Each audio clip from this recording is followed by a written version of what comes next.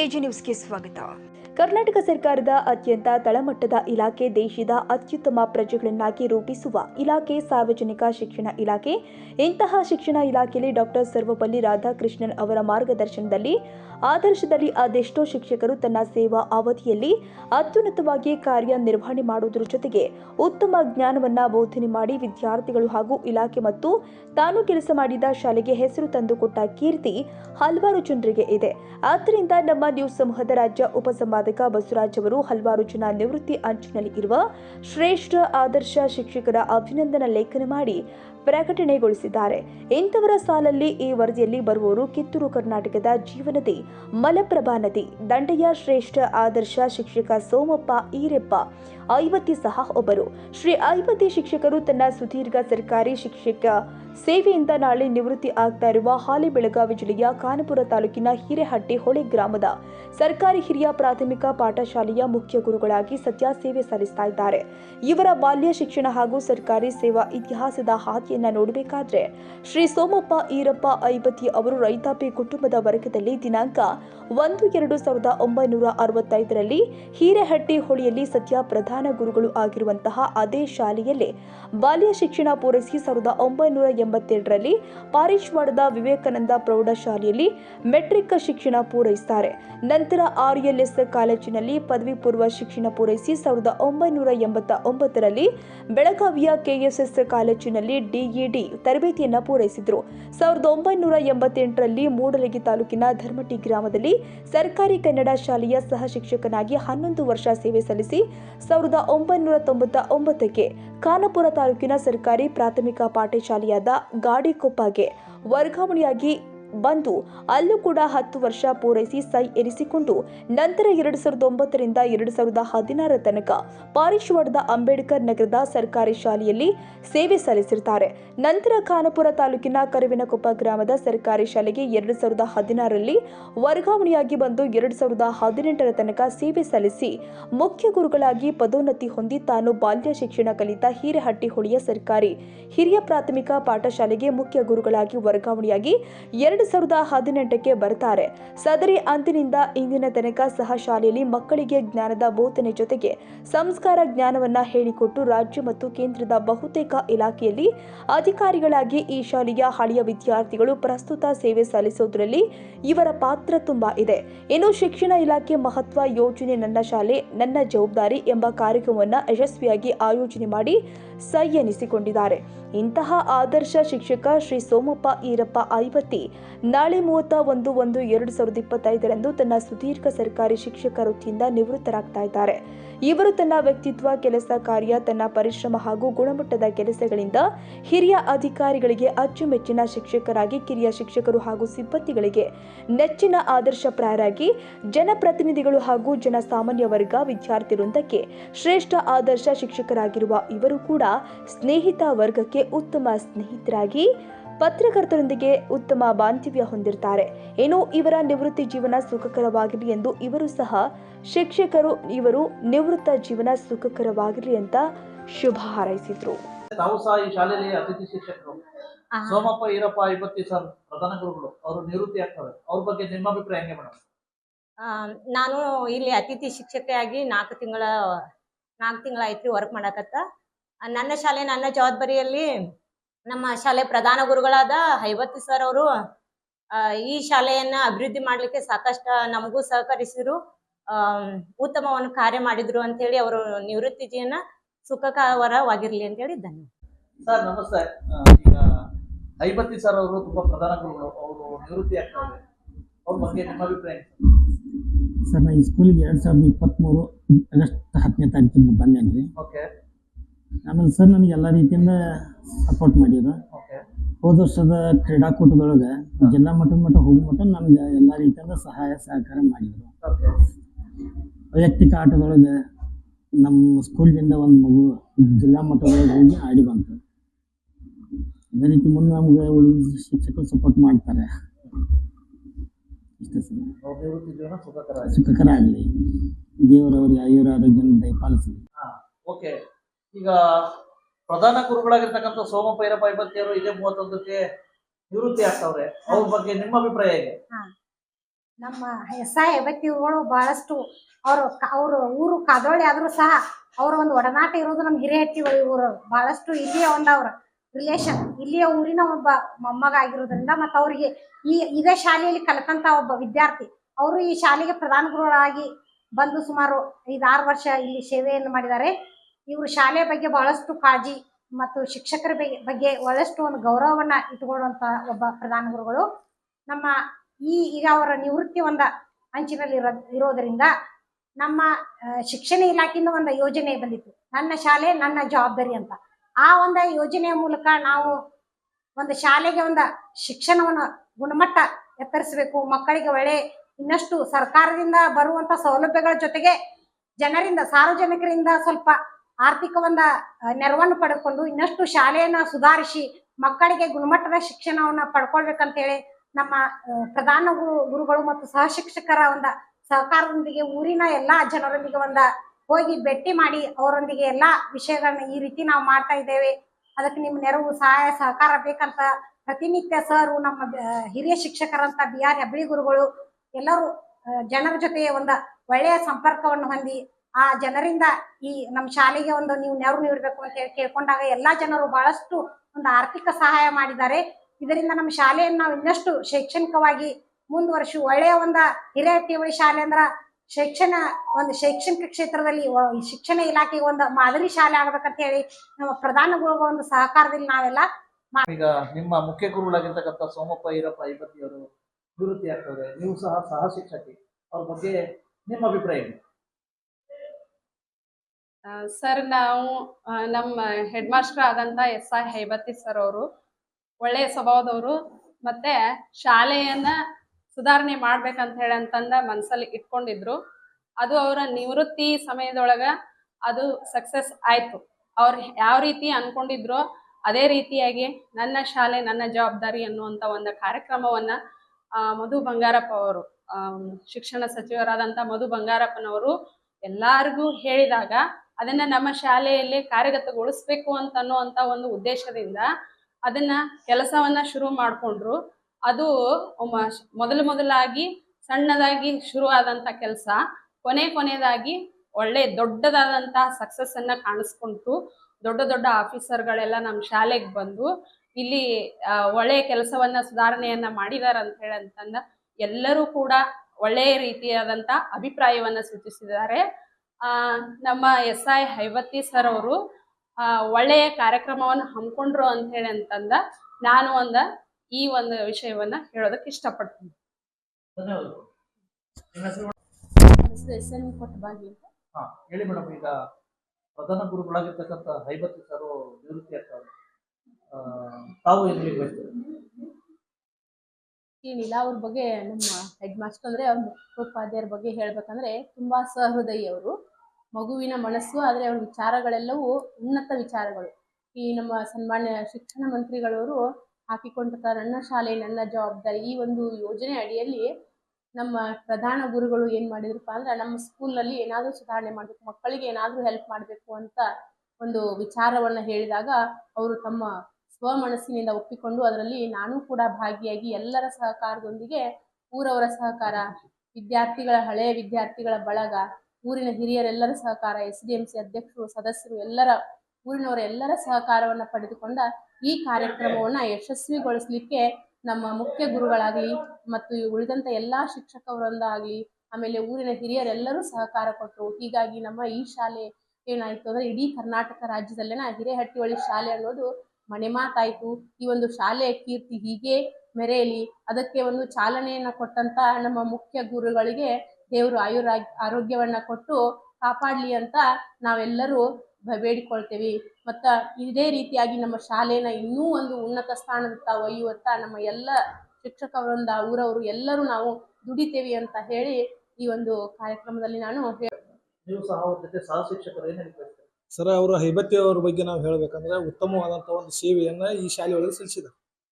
ಮತ್ತು ಈ ನನ್ನ ಶಾಲೆ ನನ್ನ ಜವಾಬ್ದಾರಿ ಕಾರ್ಯಕ್ರಮದಡಿಯಲ್ಲಿ ಉತ್ತಮವಾದಂಥ ಒಂದು ಸ್ಪಂದನೆಯನ್ನು ಮಾಡಿಕೊಂಡು ಎಲ್ಲ ಶಿಕ್ಷಕರನ್ನು, ನಮ್ಮ ಇಡೀ ಸ್ಟಾಫನ್ನು, ಊರು ಜನರನ್ನು, ಹಳಿ ವಿದ್ಯಾರ್ಥಿಗಳನ್ನು ಒಂದು ಗುಂಪನ್ನು ಮಾಡಿಕೊಂಡು ಸಾಕಷ್ಟು ದುಡ್ಡುಗಳನ್ನು ನಾವೆಲ್ಲ ಕನೆಕ್ಟ್ ಮಾಡಿಕೊಂಡು ಶಾಲೆಯನ್ನು ಅಭಿವೃದ್ಧಿ ಪಡಿಸಕ್ಕೆ ಮುಖ್ಯ ಕಾರಣ ನಮ್ಮ ಹೈಬತ್ತಿ ಗುರುಗಳು.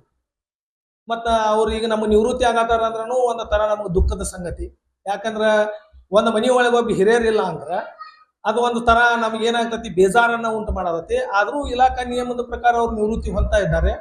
ಅವ್ರು ಹಾಕಿ ಕೊಟ್ಟಂಥ ಮಾರ್ಗದಲ್ಲಿ ಇನ್ನು ನಾವೆಲ್ಲ ಶಿಕ್ಷಕರು, ನಮ್ಮೆಲ್ಲ ಗುರುಬಳಗ, ಗುರುಮಾತೆಯರಾಯ್ತು, ಗುರುಗಳಾಯ್ತು, ಎಲ್ಲರೂ ಕುಡ್ಕೊಂಡು ಅವ್ರು ಹಾಕಿ ಕೊಟ್ಟಂಥ ಮಾರ್ಗದಲ್ಲಿ ನಾವು ನಡೆದು ಅವರ ಇನ್ನೂ ಒಂದು ಕೀರ್ತಿಯನ್ನು ನಾವು ಹೆಚ್ಚಿಸ್ತೇವೆ ಅನ್ನೋದಕ್ಕೆ ಈ ಮಾತನ್ನು ಹೇಳಿ ಇಚ್ಛೆಪಡ್ತಾರೆ. ಈಗ ಇದೇ ಶಾಲೆಯಲ್ಲಿ ಒಬ್ಬ ವಿದ್ಯಾರ್ಥಿ ಆಗಿರ್ತಾರೆ, ಆನಂತರ ಏನ್ ಮಾಡ್ತಾರೆ ಅಂದ್ರೆ ಇಲ್ಲಿಂದನೇ ಒಂದ್ ರೀತಿ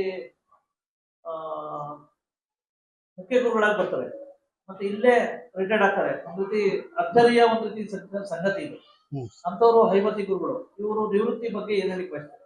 ಮೊದಲನೇದಾಗಿ ಹೈಬತ್ತಿ ಸರ್ ಬಗ್ಗೆ ಹೇಳ್ಬೇಕಂತಂದ್ರೆ ನಾವು ಇನ್ನೂ ಕೆಲವೊಂದಷ್ಟು ವರ್ಷಗಳ ಕಾಲ ಅವ್ರ ಜೊತೆ ಇರಬೇಕಾಗಿತ್ತು ಅನ್ನಿಸ್ತಾ ಇದೆ. ಯಾಕಂತಂದ್ರೆ ಅವ್ರ ಸೌಮ್ಯ ಸ್ವಭಾವ, ಯಾವುದೇ ವಿಷಯಗಳನ್ನು ಸರಳವಾಗಿ ತೆಗೆದುಕೊಂಡು ನಮಗೆ ಮನಮುಟ್ಟುವಂತೆ ಎಲ್ಲ ಸಮಸ್ಯೆಗಳನ್ನು, ಎಲ್ಲ ವಿಚಾರಗಳನ್ನು ನಮಗೆ ಹೇಳ್ತಾ ಇದ್ರು. ಅವ್ರ ಜೊತೆ ಇನ್ನೂ ಕೆಲವೊಂದಷ್ಟು ವರ್ಷಗಳವರೆಗೆ ಇರಬೇಕಾಗಿತ್ತು.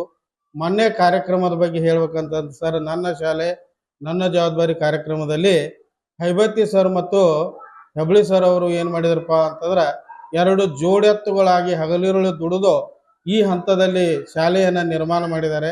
ಈ ಶಾಲೆಯ ನಿರ್ಮಾಣವನ್ನು, ಈ ಶಾಲಾ ಹಂತವನ್ನು ಇದೇ ರೀತಿಯಾಗಿ ಮುಂದುವರಿಸ್ಕೊಂಡು ನಾವು ಹೋಗ್ತೀವಿ ಅಂತ ಹೇಳ್ತಾ, ಅವರ ನಿವೃತ್ತಿ ಜೀವನದ ಬಗ್ಗೆ ಅಂದ್ರೆ ಭಾಳಷ್ಟು ನೋವಾಗ್ತಾ ಇದೆ. ಯಾಕಂತಂದ್ರೆ ಅವರ ಇನ್ನೂ ಕೆಲವೊಂದಷ್ಟು ಅನುಭವಗಳನ್ನು, ವಿಚಾರಗಳನ್ನು ನಾವು ಇನ್ನೂ ಹಂಚ್ಕೊಳ್ಬಹುದಾಗಿತ್ತು ಅಂತೇಳಿ ನನಗನ್ನಿಸ್ತಾ ಇದೆ. ಈಗ ಸೋಮಪ್ಪ ಈರಪ್ಪ ಹೈಬತ್ತಿ ಅವರು ಹಿರಿಯ ಪ್ರಧಾನ ಗುರುಗಳು, ಇದೇ 31ರಂದು ನಿವೃತ್ತಿ ಆಗ್ತಾವ್ರೆ. ಅವ್ರ ಬಗ್ಗೆ ಏನು ಹೇಳಿಕ್ ಬಯಸ್ತಾರೆ? ನನ್ನ ಕ್ಲಸ್ಟರ್ನ ಪಾರ್ಫಾರ್ ಕ್ಲಸ್ಟರ್ನಲ್ಲಿ ಒಳ್ಳೆಯ ಉತ್ತಮವಾದಂಥ ಶಾಲೆ. ನೆಕ್ಸ್ಟು ನಮ್ಮ ಹೈಬತ್ ಸರ್ ಅವ್ರು ಏನಂದ್ರೆ ರೀ, ಅತಿ ಆ್ಯಕ್ಟಿವ್ ಆಗಿ ಕೆಲಸ ಯಾವುದೇ ಆಗಲಿ, ಏನು ಕೆಲಸ ಹೇಳಿದ್ರು ಕೂಡ ಅತಿ ಆ್ಯಕ್ಟಿವ್ ಆಗಿ ಮಾಡ್ತಾರೆ. ಅಂದರೆ ಉತ್ತಮ ರೀತಿಯಾದಂಥ ಒಂದು ಏನೈತೆ ಸ್ಪಂದನೆ. ಶಿಕ್ಷಕರ ಜೊತೆನೂ ಆಗಲಿ, ಅಧಿಕಾರಿ ಜೊತೆ ಆಗಲಿ, ಮಕ್ಕಳ ಜೊತೆ ಆಗಲಿ, ಎಲ್ಲರ ಜೊತೆನೂ ಕೂಡ ಏನದಾರ ರೀ, ಅತಿ ಸರಳ ಜೀವಿ ರೀ. ಮತ್ತು ಯಾವುದೇ ರೀತಿಯಾದಂತಹ ವಿಚಾರವನ್ನು ಹೇಳ್ಬೇಕಾದ್ರೆ ಎಲ್ಲರೂ ಕೂಡಿ ಆದ್ರೆ ಹೇಳ್ತಿದ್ರಿ. ನೆಕ್ಸ್ಟ್ ಮೀಟಿಂಗ್ದೊಳಗಾತು ಅಥವಾ ಯಾವುದೋ ಒಂದು ಫಂಕ್ಷನ್ ಆಯ್ತು, ಅತಿ ಉತ್ತಮವಾದ ರೀತಿಯಿಂದ ಎಲ್ಲರನ್ನೂ ಕೂಡಿಸ್ಕೊಂಡ ಮಾಡ್ತಾರೆ. ಮತ್ತು ಅವ್ರ ವ್ಯಕ್ತಿತ್ವ ಹೆಂಗಂದ್ರೆ ಭಾಳ ಸರಳ ಜೀವಿ. ಯಾರ್ದು ಜೊತೆ ಆದರೂ ಕೂಡ ಯಾವಾಗೂ ಕೂಡ ಏನು ಮಾಡಲಿಲ್ಲ ಅವ್ರ ಗಟ್ಟಿಯಾಗಿ ಮಾತಾಡೋದಾಗ್ಲಿ ಅಥವಾ ಅಂದ್ರೆ ಸಿಟ್ಲೆ ಮಾತಾಡೋದಾಗ್ಲಿ ಯಾವುದೇ ರೀತಿ ಇಲ್ಲ. ಯಾವಾಗೂ ನೋಡ್ರು ನಗುಮುಖದಿಂದ ತಮ್ಮ ಎಲ್ಲ ಸಹಶಿಕ್ಷಕರ ಜೊತೆ, ಮಕ್ಕಳ ಜೊತೆ ಏನಾಗಿದ್ರು ಉತ್ತಮ ರೀತಿಯಾಗಿ ಕೆಲಸ ಮಾಡ್ತಾ ಇದ್ದಾರೆ. ಅವರೊಂದು ಏನು ಈಗ ಇದೇ ತಿಂಗಳ ಅವರು ರಿಟೈರ್ಡ್ ಆಗೋದು ನಮಗೊಂದು ರೀತಿ ದುಃಖದ ವಿಷಯ ಏನಾರ.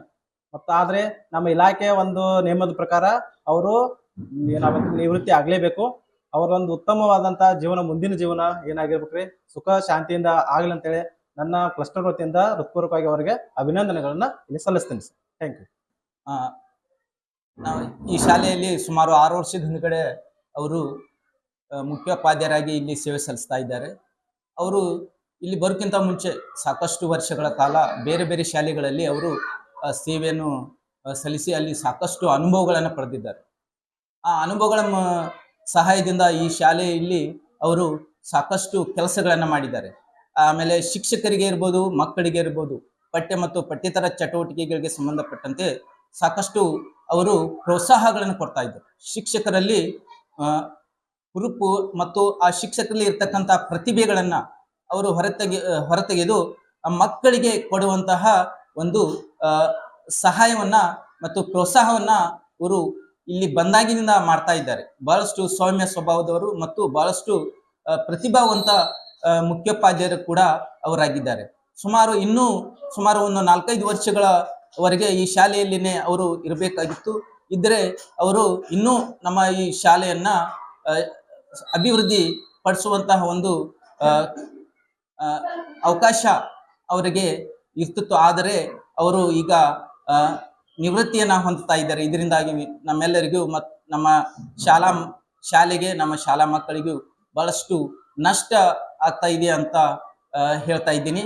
ಮತ್ತೆ ಅವರ ಮುಂದಿನ ಒಂದು ನಿವೃತ್ತಿ ಜೀವನ ಸುಖಕರವಾಗಲಿ ಅಂತ ನಾನು.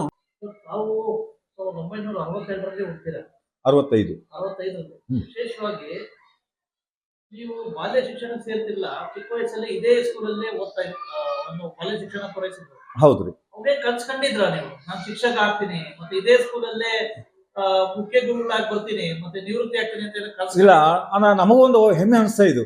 ನಮ್ಮ ಗುರುಗಳು ಅವರು ಡ್ರೆಸ್ಸ, ಅವರು ಕೋಟ, ಅವ್ರ ಟೊಪ್ಪಿಗೆ ನೋಡಿ ಸಮಾಜದೊಳಗೆ ದೊಡ್ಡ ಗೌರವ ಇತ್ತು ಹಿಂದಿನ ಶಿಕ್ಷಕರಿಗೆ. ಸಮಾಜದಲ್ಲಿ ಅವ್ರ ಊರೊಳಗೆ ಹೋಗ್ಬೇಕಾದ್ರೆ ಮಕ್ಕಳಾಗ್ಲಿ, ಹಿರಿಯರಾಗಲಿ, ಹೆಣ್ಮಕ್ಳಾಗಲಿ ಅವ್ರಿಗೆ ಗೌರವವನ್ನು ಕೊಡುತ್ತಂತ ನೋಡಿ ನಮಗೂ ಏನು ಅನಿಸ್ತದು, ನೋಡ್ರಿ ನಾವೊಂದು ಮುಂದೊಂದು ದಿನ ಇಂಥ ಒಂದು ಸ್ಥಾನ ಪಡೆದುಕೊಂಡ್ರೆ ಹೇಗೆ ಅನ್ನುವಂಥ ನಮಗೂ ಮನುಷ್ಯನೊಳಗೆ ಇದಾಗ್ತದೆ. ಯಾಕಂದ್ರೆ ಅವ್ರಿಗೆ ನಮ್ಮ ಸಮಾಜದಲ್ಲಿ ಶಿಕ್ಷಕರಿಗೆ ನೀಡುವ ಗೌರವ ಬಹಳ ದೊಡ್ಡ ಪ್ರಮಾಣದಲ್ಲಿ ಇತ್ತು. ಅದನ್ನೆಲ್ಲ ನೋಡಿ ನಾವು ಒಂದು ದಿವಸ ಹೀಗೆ ಯಾಕೆ ಆಗಬಾರ್ದು ಅನ್ನುವಂಥ ಮನಸ್ಸ ನಮ್ಮಲ್ಲಿಯೂ ಯಾವಾಗ ಆಸೆ ಪಡ್ತಾ ಇತ್ತು. ಓಕೆ ಸರ್, ಸಾಕಷ್ಟು ಒಂದು ರೀತಿ SLC ತಾವು ಪೂರೈಸ್ತೀರಾ? Yes sir. ಪಾಲಿಶ್ವಾಡದಲ್ಲಿ SLC ಪೂರೈಸ್ತೀರಾ? ಹೌದ್ರಿ. ಯಾವುದೇ ಒಬ್ಬ ವಿದ್ಯಾರ್ಥಿ ಒಂದು ರೀತಿ ಗೋಲ್ ಸೆಟ್ ಮಾಡ್ತಕ್ಕಂಥ ತನ್ನ ಜೀವನದ ಗುರಿ ಸೆಟ್ ಮಾಡ್ತಕ್ಕಂಥದ್ದು SLC ಆಗಂತ. ಅವಾಗ ಏನಾದ್ರು ಶಿಕ್ಷಕ ಆಗ್ತೀನಿ ಅಂತ ಏನಾದ್ರು ನಿರ್ದಿಷ್ಟವಾಗಿ ಶಿಕ್ಷಕ ಆಗ್ತೀನಿ ಅಂತ ಏನಾದ್ರು ಗುರಿ ಸೆಟ್ ಮಾಡ್ಕೊಂಡಿದ್ರು? ನಾವು ಆ ಟೈಪ್ ಏನೋ ಇರೋಕ್ಕಿಲ್ಲ, ಆದರೂ ಒಂದು ಸಾಧನೆ, ಏನಾರು ಒಂದು ಸಾಧನೆ ಮಾಡಬೇಕು ಅನ್ನೋಂಥ ಆಸೆ ಇತ್ತು. ಒಳ್ಳೆಯ ಶಿಕ್ಷಣವನ್ನು ಪಡೆದು ನಮ್ಮ ಮನೆತನಕ, ಊರಿಗೆ, ನಮ್ಮ ಒಂದು ದೇಶಕ್ಕೆ ಏನಾದರೂ ನಮ್ಮಿಂದ ಕೊಡುಗೆ ಆಗಲಿ ಅನ್ನೋದು ಆಶಾಭಾವನೆ ಇತ್ತು. ಆ ರೀತಿಯಲ್ಲಿ ಮೊದಲು ಶಿಕ್ಷಣವನ್ನು ಪಡಿಬೇಕು, ಪಡೆದ ನಂತರ ನಾವು ಮುಂದಿನ ದಾರಿಯನ್ನ ಪಡ್ಕೋಬೇಕು ಅನ್ನುವಂಥದ್ದು ನಮ್ಮಲ್ಲಿತ್ತು. ಓಕೆ ಸರ್, ಆನಂತರ ತಾವು ಎಲ್ಲಾ ಕಡೆ ಕಾರ್ಯನಿರ್ವಹಿಸಿ 11 ವರ್ಷ ಎಲ್ಲ ಮೂಡ್ಲಿಗೆ ಕೆಲಸ ಮಾಡ್ತೀರಾ, 10 ವರ್ಷ ಇಲ್ಲಿ ಕೆಲಸ ಮಾಡ್ತೀರಾ, ಆನಂತರ ಒಂದು 2-3 ವರ್ಷ ಇಲ್ಲೇ ಬಾಲಿಶ್ವಾಡ ಮತ್ತೆ ಕನಕಪ್ಪ ಕೆಲಸ ಮಾಡ್ತೀರಾ, ಆನಂತರ ಗಾಡಿಕೊಪ್ಪ ಕೆಲಸ ಮಾಡ್ತೀರಾ, ಇಲ್ಲಿಗೆ ಬರ್ತೀರಾ. ವಿಶೇಷವಾಗಿ ಏನ್ ಅನ್ಸ್ತದೆ ಸರ್, ಸಾಕಷ್ಟು ಎಲ್ಲಾ ಶಾಲೆಗೂ ಒಂದ್ಸರಿ ನೇಚರ್ಗೂ ಈ ಕೊನೆ ಒಂದು ರೀತಿ ವೃತ್ತಿ ಜೀವನದ ಕೊನೆ ಇಲ್ಲಿ ಕೆಲಸ ಮಾಡ್ತಾ ಇದ್ರಲ್ಲ, ಇದು ಏನ್ ಡಿಫ್ರೆನ್ಸ್ ಇದೆ?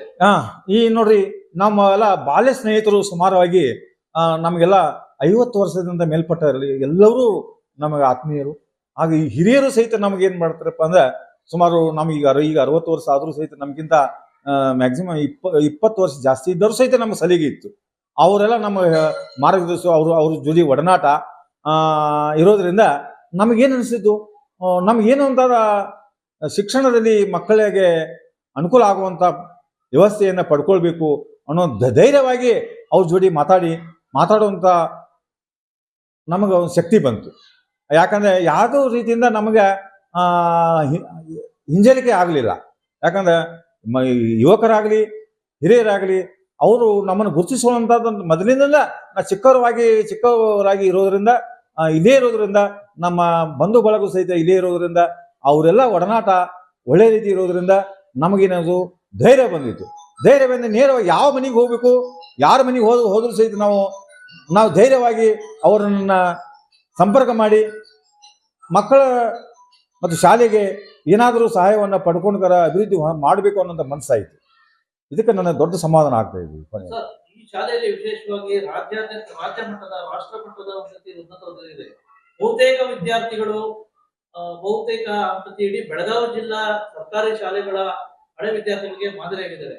ಇಂಥದ್ರಲ್ಲಿ ತಾವು ಕೆಲಸ ಮಾಡ್ತಾ ಇದ್ದೀರಾ, ವಿಶೇಷವಾಗಿ ಏನ್ ಅನ್ಸುತ್ತೆ ಸರ್ ಇವತ್ತು ಅನುಭವಕ್ಕೆ? ಇಲ್ಲ, ನಾವು ನಮ್ಮ ಶಿಕ್ಷಕರು ಸಮಾಜ ಜೋಡಿ ಬೆರೆತ್ರೆ ಏನೆಲ್ಲ ಸಾಧನೆ ಮಾಡುವುದು ಅನ್ನುವಂಥದನ್ನ ನಮಗ ಈಗ ಅನಿಸ್ತಾ ಇದೆ. ನೋಡ್ರಿ, ಅವ್ರನ್ನ ಗೌರವಿಸಿದ್ರೆ, ಅವ್ರು ಭೇಟಿ ಮಾಡಿದ್ರೆ ಅವರು ಸಹಿತ ನಮಗ ಒಂದು ಸ್ಥಾನಮಾನ ಕೊಡ್ತಾ ಇದ್ದಾರೆ, ಸಹಾಯ ಸಹಕಾರ ಕೊಡ್ತಾ ಇದ್ದಾರೆ. ಈಗ ನಾವು ನೇರವಾಗಿ ಅಂಥವ್ರನ್ನ ಭೇಟಿ ಮಾಡಿದ್ರೆ ಅವ್ರಿಗೂ ಎಲ್ಲೋ ಒಂದು ಮನಸ್ಸು ಇದ್ದೇ ಇರ್ತೈತಿ. ನಮ್ಮ ಶಾಲೆಗೆ ನಮ್ಮನ್ನು ಕರೆದು ಗುರುತಿಸ್ಕೊಂಡ್ರೆ ಏನಾದರೂ ಸಹಿತ ಸಹಾಯ ಮಾಡಬೇಕು ಅನ್ನುವಂಥದ್ದು ಮನಸ್ಸು ಇದ್ದೇ ಇರ್ತೈತಿ. ಅದಕ್ಕೆ ನಾವು ಸಮಾಧಾನ ಪಡೋದು ಏನಂದ್ರೆ, ಅಂತ ದೊಡ್ಡ ಹುದ್ದೆ ಇದ್ದವ್ರು ಸಹಿತ ಅವ್ರ ಜೋಡಿ ಮಾತನಾಡಿದಾಗ, ಇಲ್ಲ ಸರ್, ನಾವು ನಿಮಗೆ ಸಹಕಾರವನ್ನು ಕೊಡ್ತಾ ಇದ್ವಿ, ನಾವು ನಿಮ್ಮ ಕಾರ್ಯಕ್ರಮ ಬರ್ತಾ ಇದ್ದೀವಿ, ಜನರಿಗೆ ನಮ್ಮಂದ ಏನು ಆಗಬೇಕು ಅನ್ನೋದನ್ನು ಸಹಿತ ನಾವು ತಿಳಿಸ್ತೇವೆ ಅಂತಂದಾಗ ನಮಗೆ ದೊಡ್ಡ ಒಂದು ಅಭಿಮಾನ ಆಯಿತು, ಸಪೋರ್ಟ್ ಆಯಿತು. ಈ ಒಂದು ಕಾರ್ಯವನ್ನು ಎಲ್ಲರೂ ಕೂಡಿ ಮಾಡೋದ್ರಿಂದ ನಮಗೂ ಎಲ್ಲೋ ಒಂದು ಅಭಿಮಾನ, ಗೌರವ. ಈ ಶಾಲೆಗೆ ಇಲ್ಲೇ ಶಾಲೆಗೆ ಕಲಿತು ಇದೇ ಒಂದು ಶಾಲೆಗೆ ಮುಖ್ಯ ಶಿಕ್ಷಕರಾಗಿ ಬಂದು ಕೊನೆಯ ಕಾಲದಲ್ಲಿ ಇಂಥ ಒಂದು ಸೇವೆ ಮಾಡೋದಕ್ಕೆ ಅವಕಾಶ ಸಿಕ್ಕಿದ್ದಕ್ಕಾಗಿ ಊರಿನ ಎಲ್ಲ ಜನರಿಗೆ, ಹಿರಿಯರಿಗೆ, ನಮ್ಮ ಸಾಧಕರಿಗೆ ನನ್ನ ನಮಸ್ಕಾರಗಳು. ಕೊನೆ ಪ್ರಶ್ನೆ, ನಿಮ್ಮ ವೃತ್ತಿ ಜೀವನದಲ್ಲಿ ಸಾಕಷ್ಟು ಜನ ಶಿಕ್ಷಕರು ಸಿಬ್ಬಂದಿಗಳನ್ನ ನೋಡಿದ್ರಿ. ನಿಮ್ಮ ಒಂದು ಬರ್ತಾ ಬೆಳವಣಿಗೆಗೆ, ವಿಶೇಷವಾಗಿ ನಿಮ್ಮ ಪಾಪುಲಾರಿಟಿಗೆ ಸಾಕಷ್ಟು ಜನ ಶಿಕ್ಷಕರು ಸಾಥ್ ಕೊಟ್ಟಿದ್ದಾರೆ. ಎಲ್ಲಾ ಶಿಕ್ಷಕರಿಗೂ ವಿದ್ಯಾರ್ಥಿಗಳಿಗೆ ಕೊನೆ ಮಾತು ಏನ್ ಹೇಳಿ ಬಯಸ್ತೀರಾ? ಇಲ್ಲ, ನಾನು ಕೊನೆಯ ಮಾತನ್ನೋಕ್ಕಿಂತ ನನ್ನ ಅನುಭವದ ಮಾತ. ಯಾಕಂದ್ರೆ ನಾವು ಸಮಾಜ ಜೋಡಿ, ಮಕ್ಕಳ ಜೋಡಿ ಪ್ರೀತಿ ವಿಶ್ವಾಸದಿಂದ ನಡೆದ್ರೆ ನಿಜವಾಗಿಯೂ ಸಹಿತ ನಮ್ಮನ್ನು ಗೌರವಿಸ್ತಾ ಇದ್ದಾರೆ. ನಮ್ಮಿಂದ ಸಹಾಯವನ್ನು ನಾವು ಮಾಡಬೇಕು ಅನ್ನೋವಂಥ ಮನಸ್ಸು ನಮಗೆ ಬರಬೇಕು. ನಮ್ಮ ಶಿಕ್ಷಕರಲ್ಲಿ ಸ್ವತಃ ಮನುಷ್ಯರಿಗೆ ಹುಟ್ಟರೆ ಅದು ನಿಜವಾಗಿಯೂ ನಾವು ಧನ್ಯರು ಅನ್ನಬೇಕು. ಯಾಕಂದರೆ ಆ ಮಗುವಿನ ಮೇಲೆ ಪರಿಣಾಮ ಆಗಬೇಕಾದ್ರೆ ನಾವು ಶಿಕ್ಷಕರ ನಡೆನುಡಿ ಭಾಳ ಒಳ್ಳೆಯ ರೀತಿಯಾಗಿರ್ಬೇಕು. ಮತ್ತು ನಮ್ಮಲ್ಲಿ ನಮ್ಮ ಎಲ್ಲ ಶಿಕ್ಷಕರು ಬಾಂಧವರುಗಳು ಅನ್ಯೋನ್ಯವಾಗಿರ್ಬೇಕು. ಇನ್ನೊಬ್ಬರ ಒಳಗೆ ನಮ್ಗಿಂತ ಎಷ್ಟೋ ಜ್ಞಾನವಂತಿರ್ತಾರೆ, ಅವ್ರನ್ನೂ ಸಹಿತ ಗೌರವಿಸಿ ಅವ್ರ ಸ್ವಾತಂತ್ರ್ಯವನ್ನು ಕೊಟ್ಟರೆ ಅವರು ಮಕ್ಕಳಿಗೆ, ಶಾಲೆಗೆ ಹೆಸರು ಮಾಡುವಂಥ ಕೆಲಸವನ್ನು ಮಾಡ್ತಾರೆ. ಎಲ್ಲವೂ ನಾ ಶಾಣೆ ಅದನ್ನು ಅನ್ನುವಂಥದ್ದು ಭಾವನೆ ಹೊಂದದೆ ಎಲ್ಲರಿಗೂ ಒಂದು ಸ್ಥಾನಮಾನ ಕೊಟ್ಟರೆ ಅವರು ತಮ್ಮಲ್ಲಿರ್ತಕ್ಕಂಥ ಒಂದು ಪ್ರತಿಭೆಯನ್ನು ಮಕ್ಕಳ ಮೂಲಕವಾಗಿ ಹೊರಹೊಮ್ಮಿಸಲಿಕ್ಕೆ ಅನುಕೂಲ ಆಗ್ತದೆ. ಕನ್ನಡಿಗರ ಮೆಚ್ಚಿನ ನಿಮ್ಮ AJ 24/7 ನ್ಯೂಸ್ ಕನ್ನಡ ವಾಹಿನಿ ಇದೀಗ ಟಿವಿಯಲ್ಲಿ ಲಭ್ಯ. ಒಂದು ವೇಳೆ ನೋಟಿಸ್ ಕೊಟ್ಟಿದ್ರೆ ವಾಪಸ್ ತಗೋತೀವಿ. ಇವತ್ತು ವಕ್ಫ್ ಪ್ರಾಪರ್ಟಿ ಅಂತೇಳಿ ಬರ್ತದೆ ಅಂತ ಹೇಳಿದ್ರೆ ರೈತರು ಬೀದಿಗೆ ಬಂದ್ರೆ ಏನ್ ಮಾಡ್ಬೇಕಾಗುತ್ತೆ? ಯಾರು ವೋಟ್ ಹಾಕಿಲ್ಲ ಅಂದ್ರೆ ಗ್ಯಾರಂಟಿನೆಲ್ಲ ಸ್ಟಾಪ್ ಮಾಡ್ಬಿಡ್ತೀವಿ.